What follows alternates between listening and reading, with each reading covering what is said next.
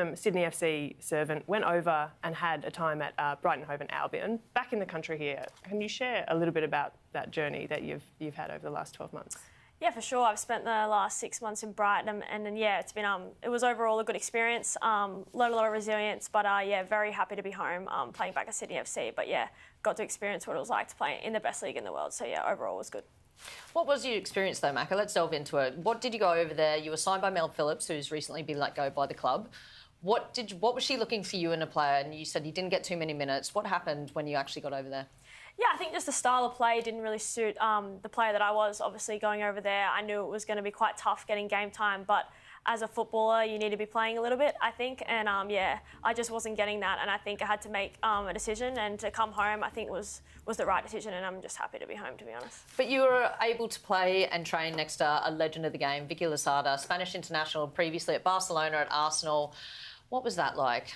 I mean, it was unreal. What a player she is and what a person she is. Yeah, I mean, the players I got to play against and play with, it was incredible. Just very grateful for the experiences that I took from that, playing with someone like Vicky. It was unreal, for sure. A lot of players share information, and obviously there are lots of friendships across different teams in the A-League Women's. I mean, would your door be open to any players thinking about making that first move overseas, and just asking you about maybe some of the things they don't consider or don't think about, given you've gone and lived this experience now and decided to come home? I mean, obviously delving into talking to the coach, getting the style of play is one thing I would delve into, and obviously just if you're ready to take the risk of moving away from home and being away from family and friends, that is one thing that is always tough, as you see a lot of the Matildas do it. It's not easy until you do it. But I guess it's up to the individual for sure. Well, we're really thrilled to have you back in the A-League. And of course, leaving a team that you were so familiar with in Sydney FC last year, coming back to the team, but a pretty different look team. Of course, we've seen the likes of, Maddie Haley left during the off-season, Rachel Lowe's moved to another team, and of course, Nat Tobin went down early in the year with a dreaded ACL injury.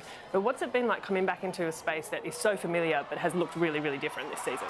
Yeah, for sure. I think, we've lost around 6 players from our grand final starting 11. So also it's different. Losing Nat Tobin, our club captain, she is the heart and soul of our team. So definitely is different. But I think the players we've signed, the players who we've kept are amazing, and we're doing really well, to be honest. I feel like I've fit in quite seamlessly, and Auntie's been excellent for me, helped me come back in, so it's been really good. How has your role changed since you went away and come back? Oh, I mean, I'm one of the oldest players there now at 23, so I'm like, oh, wow. Not 33. 23. It's quite similar. Obviously, you got 2 young ones next to me playing in midfield, but I still have a lot of the older girls next to me, and we're just trying to steer the ship. So it's been good. Well, definitely doesn't look like you've missed a beat. Fitness is still ticking over really, really well. And yesterday you mentioned a good result against Perth. 3-1, you came out on top. Maddie Caspers, of course, getting on the scoreboard, as did Courtney Vine for a brace. And Quinley Kazada as well. Taya, what did you make of the performance yesterday from Sydney in particular? Well, first half, it looked as though Sydney were going to take this game away. Maddie Caspers became the second youngest player in league history to score in 3 consecutive games. She's only 16 years old. Only one player has done it younger, and that was Mariana Tabane for the Perth Glory all the way back in 2008. So this is the first time it's happened in 15 years. So Casper's amazing to open the scoring and continue her run. And then when there was a penalty given to Sydney FC, it looked as though it was going to be how far Sydney. And you've got to give credit to Morgan Aquino, making a bit of amends for last week's slip against Adelaide, steps up and saves her second penalty kick of the season, and was able to spark a bit of a Perth revival. They grabbed the equaliser almost immediately after this amazing Aquino save. So Sydney had to reload, overcome the disappointment, and then go and win it again in the second half, and that's what they did. Yeah, Macca, I just wanted to ask you. I think Princess Sabini playing more central through the team has been a revelation as well, and even build-up play, she's dropping off, she's switching play, points of attack as well, which was opening up Perth on that right-hand side, particularly with Courtney down that. Like, how are you finding that? Because those combination plays in there were really exceptional yesterday. Yeah, I think Prinny's such a dynamic player. Obviously, we've seen over the last few seasons play out wide, and her 1v1 ability is excellent. But people don't realise how good she is at hold-up play and link-up play. And as you've seen that over the past few games, the assist she's got, the way she's able to hold up the ball, we're forming connections, me and her, and obviously her and Courtney are just a lethal duo, to be honest. So yeah, she's excellent. And it just keeps her more involved in the game as well. Yeah, it does, and you can see the energy she has up top. I think it's been, like you said, a revelation for us.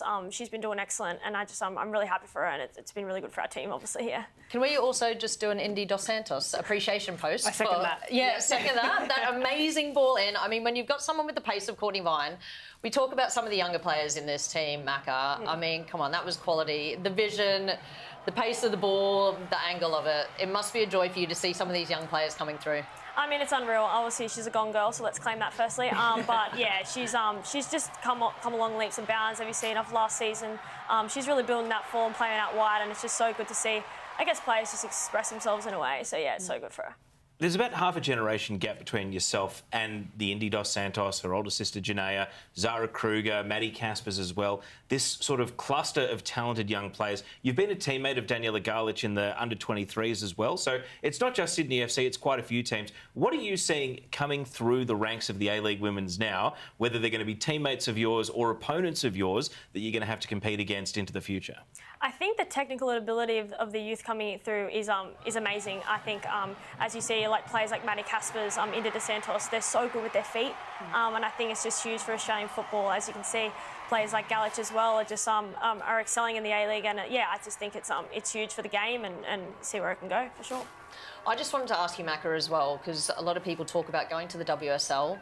But exactly what you said, the quality here in the A-League Women's, how would you compare? Where are we at with some of the younger players coming through in your experience at Brighton? I think, yeah, for sure. There's a lot of young talent coming through. It's really, really good. Obviously, the WSL, in my opinion, is definitely the best league in the world. The top 4 teams are very, very good. There's no doubt about it. But, yeah, I think for me, coming back from the WSL to the A-League, the intensity is quite good here. I wouldn't say there's much of a drop-off at all. Well, cooking in the capital this afternoon was bottom of the table Canberra United defeating table toppers in Melbourne City in a resounding win as well. Canberra coming up 3-1 over Melbourne City. Heyman getting on the scoreboard continued to beat her own records. Mary Stanich-Fuddy with a fine finish and Nikki Flannery as well. Taylor Otto doing a little bit of damage control, Teo, but what a result for Canberra. I mean, you saw this coming, Grace, and maybe I should have too, because last season we had 11th placed Wellington beat first placed Sydney FC. Now we have 12th placed Canberra beating first place Melbourne City. This was a brilliant first goal from Michelle Heyman, still at the top of her game. And then Mary Stanich-Fuddy showing her technical ability with the second goal. Canberra were just rolling downhill at this point. We've got to give them praise before we delve into what went wrong for Melbourne City. I mean, this was, Canberra of old in front of the McKellar crowd, putting an opponent to the sword. I mean, it's just like quintessential Michelle Heyman goal, that, wasn't it? Getting in behind, using her pace. This was well set up. Her experience here to play Nikki Flannery in. But that first goal, what I loved about it, when she actually came back inside, she took a little half touch just to put Bubs off a little bit in goal and passed it into the far corner. She's still going strong. What is she, great? She's still one of the fastest player in the Canberra team, and she can still score goals. I still think she's one of the best one-on-one attackers in the league. Vital for Canberra, they moved back to within 1 point of getting off the bottom of the table with a game in hand. We've got to talk about Melbourne City. Before kick-off, they announced that they are negotiating transfers for the departure of their Canadian goalkeeper Liz Prue and also their right-wing back Caitlin Torpey. So we're not going to see those two for the rest of the season. Before we get into what it means for City, I just want to say Caitlin Torpey made 9 starts for Brisbane between 2018 and 2021 over a 3-season period before Melbourne City saw something and turned her into a first-team regular, and now she is being propelled into an international transfer, and when we find out the name of the club, we'll all be pretty impressed. So we've got to give Melbourne City a big pat on the back for the long-term vision they had for that player. But in the short term, Ish, Julia Grosso's missing on the left, Caitlin Torpey's missing on the right, and Melbourne City look like a totally different team as a result. They do. Look, the way they play, and they want to play, a very attacking style of football. They're always going to outpass teams. The amount of possession that they had over Canberra, of course, they're always going to do that. They're just missing that final quality in the final third, and they're getting a bit susceptible at the back. Macca, we were talking about it before. They definitely keep a distinct style of play, and unfortunately, when it doesn't work, it doesn't work. And Canberra really exploited that today. Yeah, definitely. I think Melbourne City have a lot of quality, but I think, Canberra with Michelle Heyman up top and Vesna running off them, they're lethal up top, and as you can see, they were a bit exposed today. So, yeah, definitely good job to Canberra for sure. It doesn't get any easier for Melbourne City because they've got your team coming up this week, and you are set on revenge, of course, because it was 3-0 down at half-time last time you played them. There was the lightning delay either side of Sydney's goals and ended up going down 3-2. It's a very different Melbourne City team to the one you played, but it's also just as different a Sydney FC team, because you were quick to remind us that you weren't playing and Courtney Vine didn't play either. So how eager are you to get this game, which is, you know, worthy of a semi-final or a grand final, underway next week? Oh, yeah, obviously I was quick to remind you on that. But, yeah, no, it is huge. Yeah, definitely a top-of-the-table clash. I mean, you can't underestimate City. They're a quality team and they're first for a reason. But, yeah, obviously with Court coming back in, haven't played them and obviously I wasn't there. Yeah, it's going to be huge. I can't wait for it. I think it's a massive game for us, obviously. Want to be at the top of the table at the end. So, yeah, it's going to be good. Well, a little earlier in the afternoon yesterday, Western United defeated the Central Coast Mariners, and we know this was Kat Smith up against Emily Husband, two female coaches in the league. A great battle, but it was Western United who got the result in the end. A goal to Jacqueline Savicki and Hannah Keane, who's back in some really good form, Teo, and Rolla Badawia, who's having a great season for Central Coast Mariners. Yeah, and I found the early exchange of goals quite interesting because this has happened in a couple of Mariners games so far this season. You think of Unite Round when there's something similar happened against the Wellington Phoenix, and then the Mariners went on to win. But on this occasion, it was Western United who got their noses in front, and then I wouldn't say they went defensive. It's just that Central Coast really maybe lacked a bit of creativity, and yet there was one very important catalyst who came off the bench in the second half and was nearly able to turn the game back in their favour, and maybe gave us an insight into what we can expect for the rest. Great goal celebration by Rolla Badawia there with the boot, by the way. But yeah, we got an insight into what the Mariners are really going to need going into the remainder of the season if they want to hold on to this spot in the top six, and that was Kaya Simon increasing her minutes. Yeah, of course. I mean, defensively, Emily Husband's definitely got them organised, but they need something additional, don't they? And it's great to see Kaya back. She had a good couple of chances there. I think on the Western United side, though, I think it's crucial. For me, it's always the spine of a team. When you've got such a solid spine of the team, and what they've got a very good goalkeeper in Hilary Bill.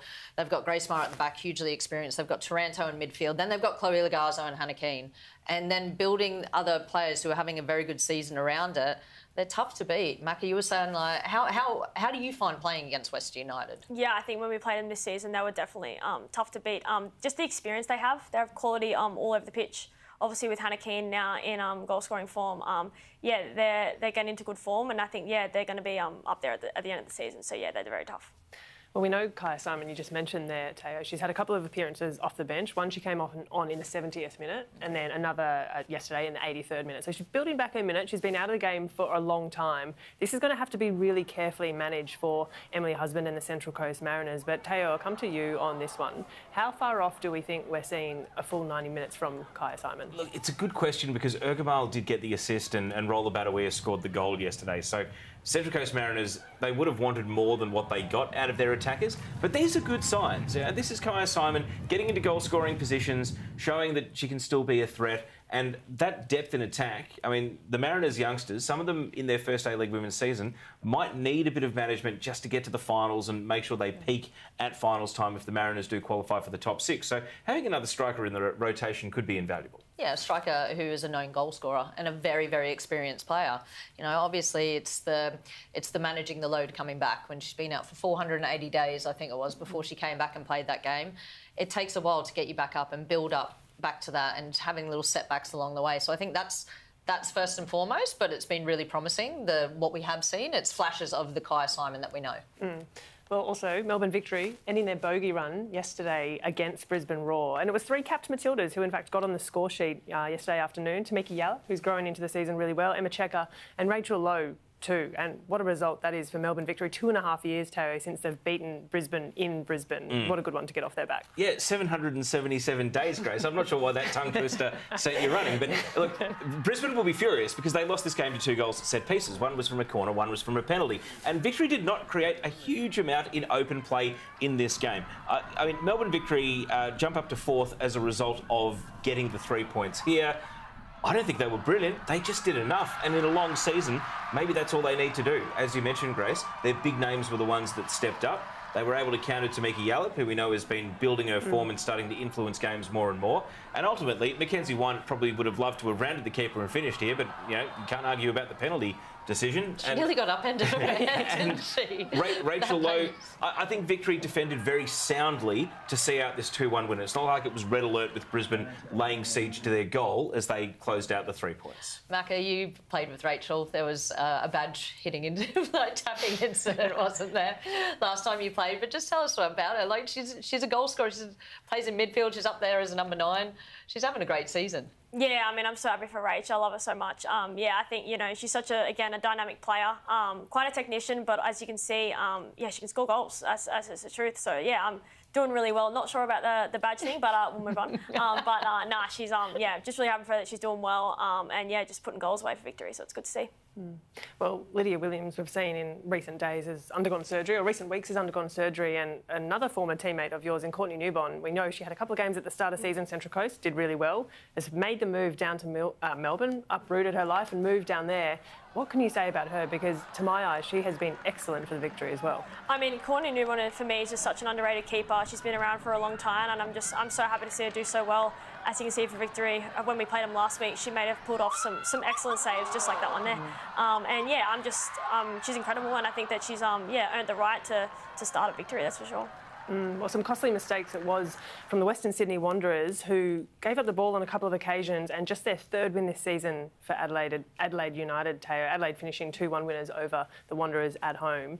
What a result for Adrian Stenter's side. Not just that, they've now beaten Wanderers home and away without conceding a goal in open play, in spite of giving up so many chances across those 2 games. So a bit of luck, but also a lot of character showed from Adelaide here. Ish, you were on commentary for the game. Before we get your thoughts on why it played out the way it did, I just want to say fantastic for Chrissy Panagaris to score the match winner. 25 goals in the South Australian League and Cup over winter. A homegrown hero in every sense of the word, and that sort of tangible connection.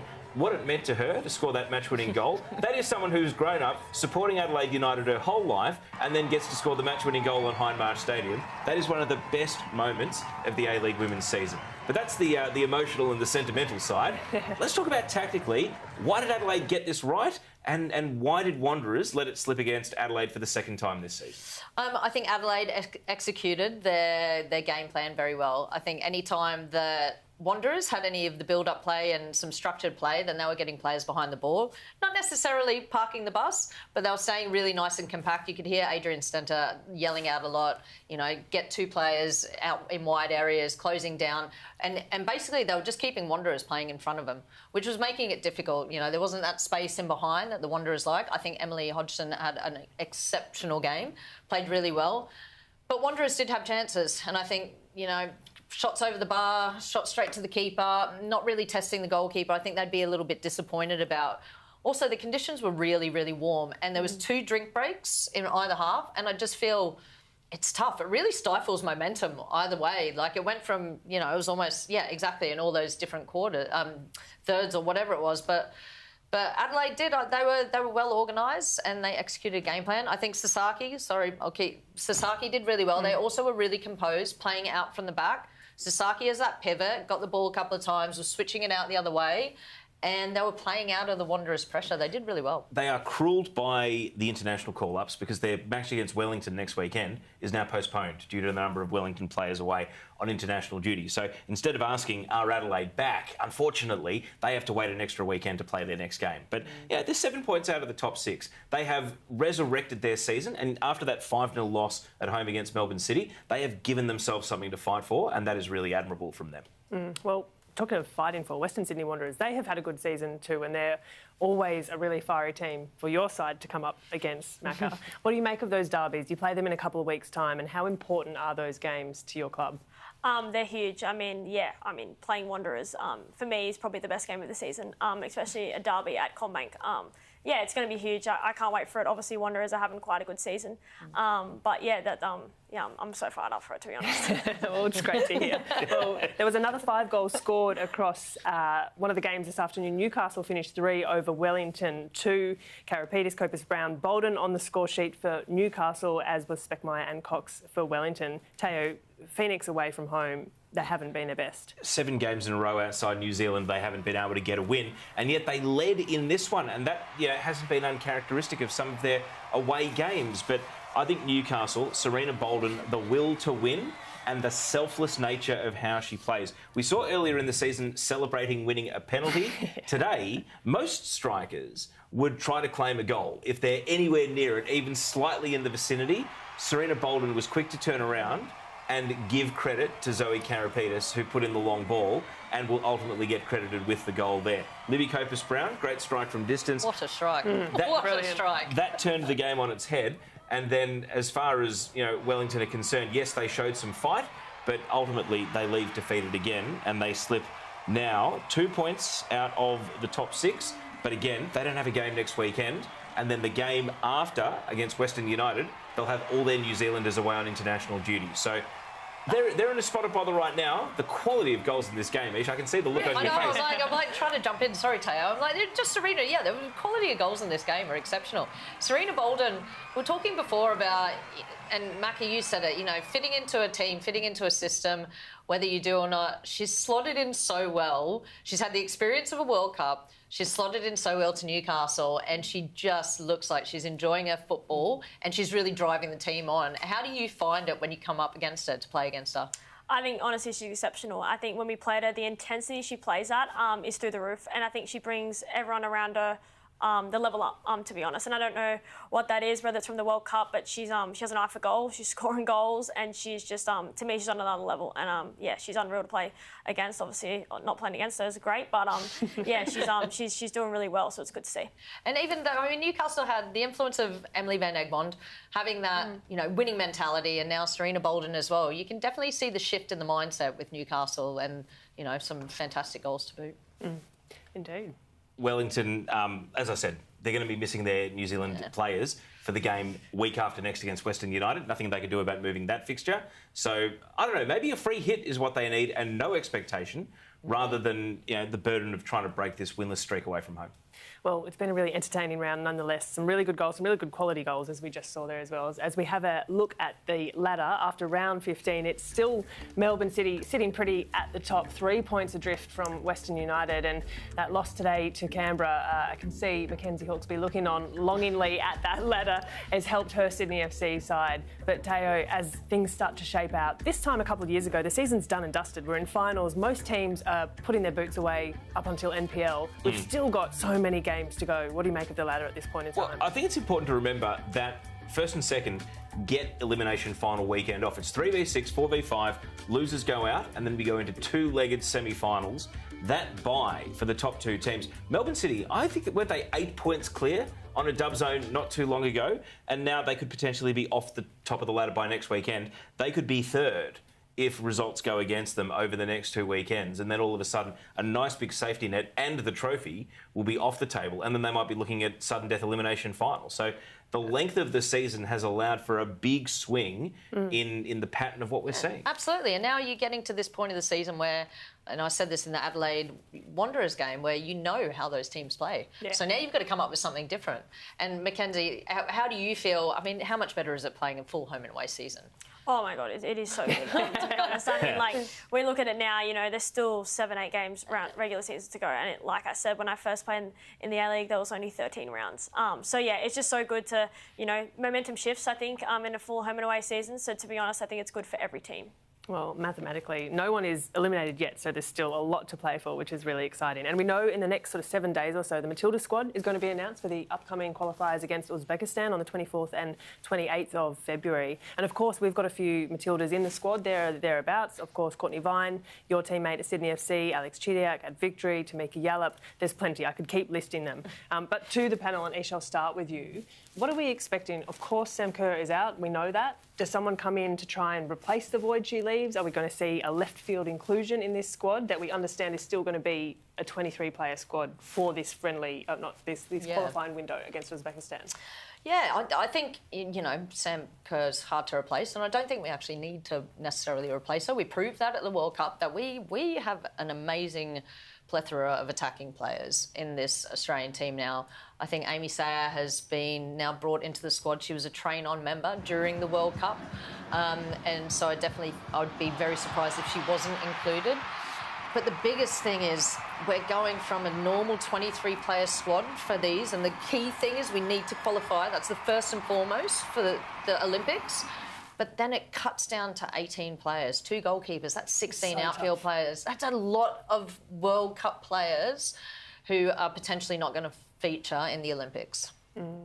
What about you, Mako? Any, besides, you're going to say Courtney Vine, of course, your teammate, but anyone stood out to you that you think deserves an opportunity in this window? I think, to be honest, it is a tough squad to break into. I think the loss of Sam is huge, but I think they have a lot of quality. Like you said, in the front third, I think that you can put anyone 9, you can put Mary there, Caitlin there, Court there. So I think, yeah, it is a tough squad to break into. I think, yeah, it's going to be difficult with an 18-man squad. Like you said, there's 4 to be cut from the World Cup squad, which that squad was incredible. Brutal. So It's brutal, it's isn't tough, it? yeah. It's It really, is it's tough. like, it's so tough. brutal. The other thing, and I know I've said this previously on Dub Zone, is we're looking at potentially the last major tournament, definitely the last Olympics, for some of our amazing stalwarts of the Matildas, and whether there's sentiment or not, you know, you don't really get too much sentiment in an 18-player squad, but there's going to be some big decisions, and, you know, they've still got the rest of a very long season. They play a lot of games. A lot of our players over in Europe are in Champions League, they're in FA Cups, they're in Continental Cups, they're in the WSL. There's a lot of games between now and that squad being announced for the Olympics. And probably just wear the flag, the young Matildas, whose tournament to qualify for the Under-20 World Cup does not take place in an international window. Players will actually miss potentially around 17, 18 and 19.